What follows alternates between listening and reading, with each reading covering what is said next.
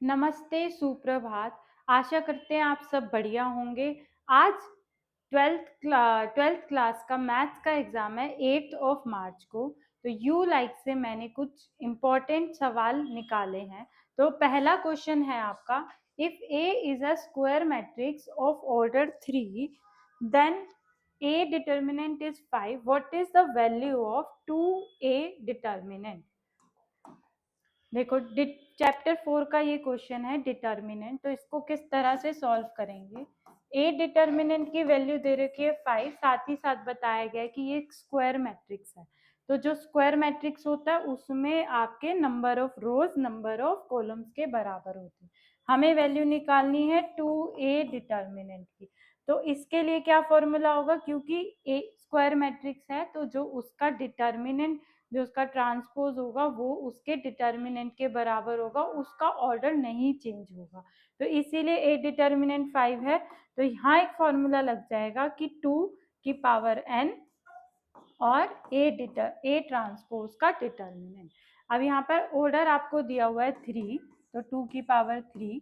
अब A transpose, क्योंकि ये स्क्वायर मैट्रिक्स है इसीलिए जो डिटर्मिनेंट का आपका वैल्यू है वही आपकी ट्रांसपोज की होगी। इसका मतलब 2 की पावर 3 और तो ये आपका आंसर आ जाएगा 40, यानी कि आपका डी पार्ट करेक्ट आंसर है। Second question, the degree of differential equation, degree find out करनी है डिफरेंशियल इक्वेशन का ये सवाल है।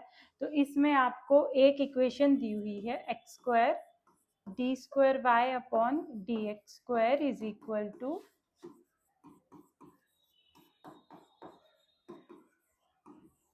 इसे फटाफट सिंप्लीफाई करते हैं।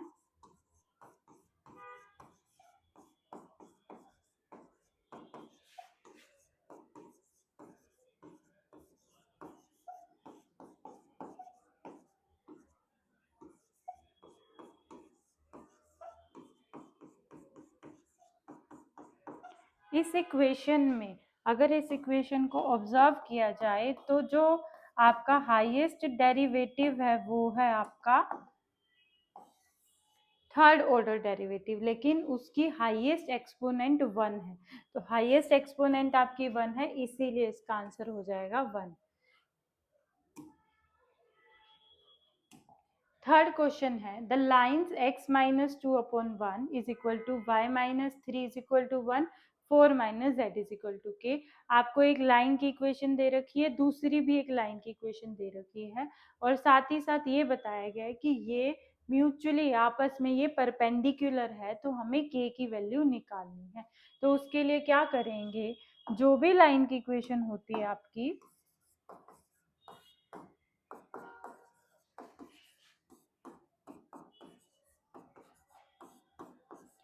अब ये थोड़ा इन्होंने उलट पुलट के दिया हुआ है, तो आपको केयरफुली उसको रीअरेंज भी करना है।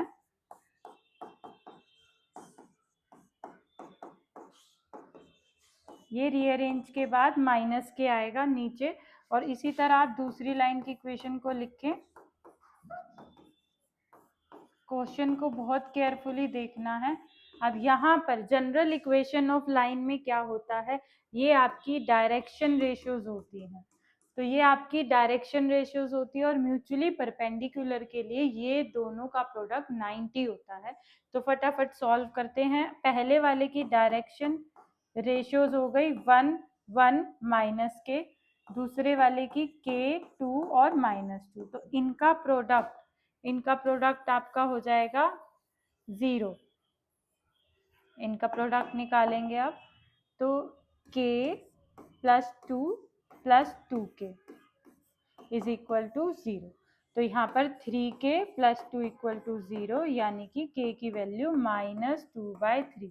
First is the correct answer. Next है आपका, अगर ए की वैल्यू दे रखी है, ए अगेन आपका क्या है, स्केलर मैट्रिक्स है, और हमें एडजॉइंट ऑफ ए निकालना है। फिर से डिटर्मिनेंट का एक क्वेश्चन है, दूसरा क्वेश्चन आ रहा है ये डिटर्मिनेंट का। चैप्टर छोड़ के नहीं जाना है। अब ए की वैल्यू है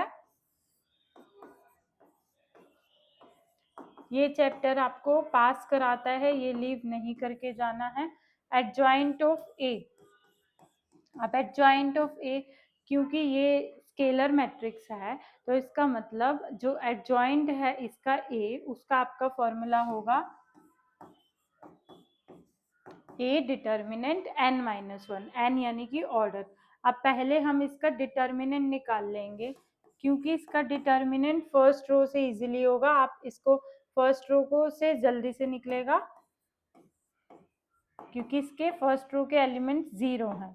तो ये आ जाएगा -8, -8 की पावर n की आप लगाएंगे 3, तो ये हो जाएगा 64, यानी कि आपका A part is correct. Then है आपका I J K are unit vectors, 3 mutually perpendicular है, तो हमें करेक्ट ऑप्शन फाइंड आउट करना है। आई जे के आपके 3 वेक्टर्स होते हैं जिनका मैग्नीट्यूड 1 होता है और k का मैग्नीट्यूड आपका 1 होता है।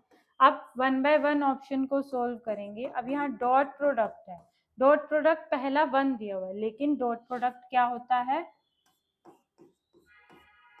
सॉल्व कैसे करते हैं, कॉस थीटा से, पर ये म्यूचुअली परपेंडिकुलर है, इनकी वैल्यू 1, तो ये हो जाएगा कोस 90 की वैल्यू 0, तो ये तो 0 आया, इसका मतलब पहला ऑप्शन आपका गलत है। सेकंड ऑप्शन पे जाएंगे, सेकेंड ऑप्शन है आपका i cross j is equal to 1। अब i क्रॉस j को सॉल्व करेंगे तो i j और साइन 90, और साथ में इसका वेक्टर भी आता है, यानी कि अगर हम 1 1 वैल्यू पुट करें तब भी इसका आंसर k आता, इसीलिए ये ऑप्शन भी गलत है। थर्ड ऑप्शन में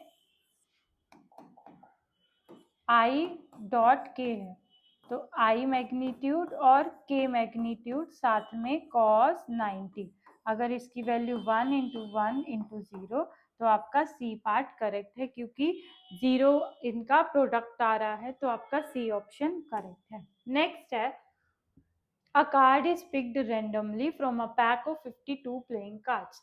यहाँ पर पिक्ड कार्ड जो है वो क्वीन है और गिवन है ये चीज, इसका मतलब गिवन में क्या होगा, गिवन वर्ड से आपको पता चलता है कि ये कंडीशनल प्रोबेबिलिटी का क्वेश्चन है। तो अब निकालना क्या है हमको, कि वो स्पेड भी हो सकता है, निकालना स्पेड है। तो हम क्या करेंगे, अगर ई इवेंट को ले लें स्पेड, तो वो कितने हुए कार्ड्स 13, और एफ कितना हुआ आपका, क्वीन कितने होते हैं 4, लेकिन दोनों में स्पेड भी हो और क्वीन भी हो, ऐसे कितने कार्ड्स होंगे 1, तो इसका मतलब जो ई इंटरसेक्शन एफ है वो आपका 1 हो जाएगा, जो स्पेड भी हो और क्वीन भी हो वो है 1। अब प्रोबेबिलिटी कैसे निकालेंगे, ई बाय एफ की, ई इंटरसेक्शन एफ अपॉन में एफ, इसका मतलब नंबर ऑफ जो आपके एलिमेंट्स हैं वो कितने हैं 1, और यहाँ पर आपका हो जाएगा 4, इसीलिए 1/4। चाहे आप प्रोबेबिलिटी निकाल लें तब भी आपका सेम आंसर आएगा। 1/52, 4/52, 52 से 52 कट हो जाएगा, इसीलिए यहाँ पूरा नहीं लिखा गया, तो आपका फाइनल आंसर हो जाएगा सी। नेक्स्ट है आपका the point which does not lie in the half plane. Linear equality का क्वेश्चन है, 2x plus 3y minus 12 is less than equal to 0। ये आपको एक इनइक्वालिटी दे रखी है, तो हमें ये बताना है वो पॉइंट जो इस हाफ प्लेन पे लाई नहीं करेगा। हाफ प्लेन मतलब कि ये आपका शेडिड पोर्शन इस तरफ रहेगा, तो ये हाफ प्लेन हुआ, तो इसमें ये पॉइंट नहीं आ रहा, तो 1 बाय 1 हम वैल्यू पुट करेंगे।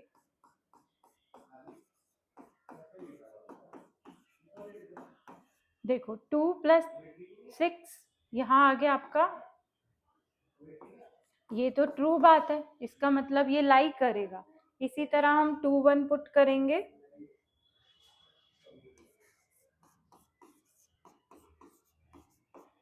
-5 आया, ये भी ट्रू है। अब 2 और 3 पुट करते हैं,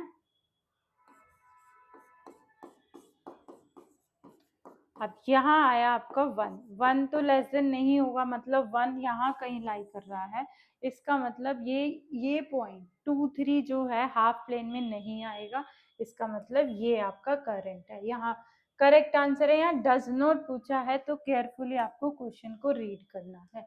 given a skew symmetric matrix और हमें वैल्यू निकालनी है a plus B plus C square, ये आपके ऑप्शंस हैं। तो यहाँ पर जो भी आपकी स्क्यू सिमेट्रिक मैट्रिक्स होती है, जो उसके डायगोनल एलिमेंट्स होते हैं वो 0 होते हैं। दूसरी प्रॉपर्टी, जो डायगोनल एलिमेंट से इक्वी डिस्टेंट होते हैं वो आपके सेम होते हैं मैग्नीट्यूड में, बट उनका साइन ऑपोजिट होता है।